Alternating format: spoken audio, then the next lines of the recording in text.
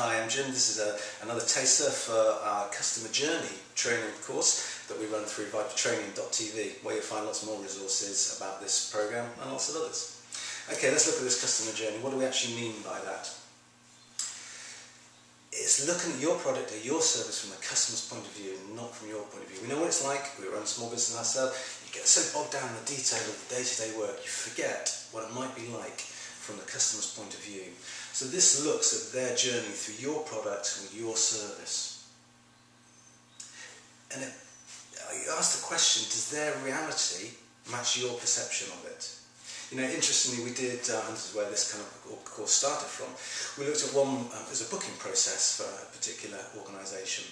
They thought they had 3 steps to this booking process. When we actually looked at it, it was 13. They thought it was call, book, get confirmation email. When we actually saw it, there was 13 steps about can I find the number, can I get through to them, and so on and so on and so on. And it was a real emotional roller coaster. So we wanted to map that for our clients and just to show them how the customers perceive it.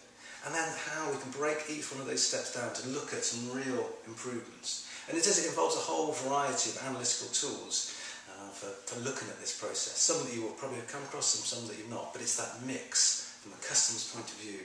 That's the unique part of this course. You might be looking at web analytics, about how people move through your website, where they leave and so on. What time of the day does most people go through your website, for instance?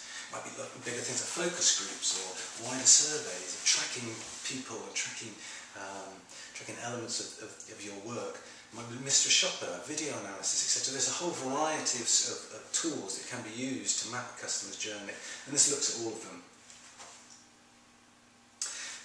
But it creates this map, and that's what we find is the real powerful bit.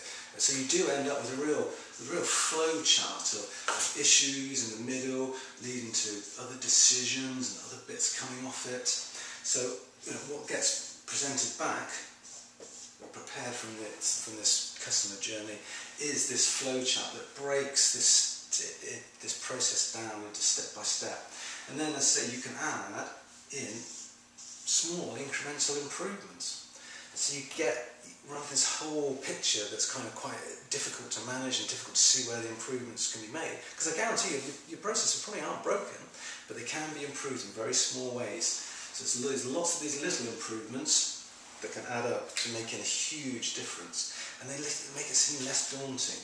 So we'll show you how to work through all of this customer journey using these tools that are already out there, and then mapping it into a big flow chart, breaking all these little incremental improvements down to make your life easy, your product or your service better for the customer, because that's who you're doing it for at the end of the day.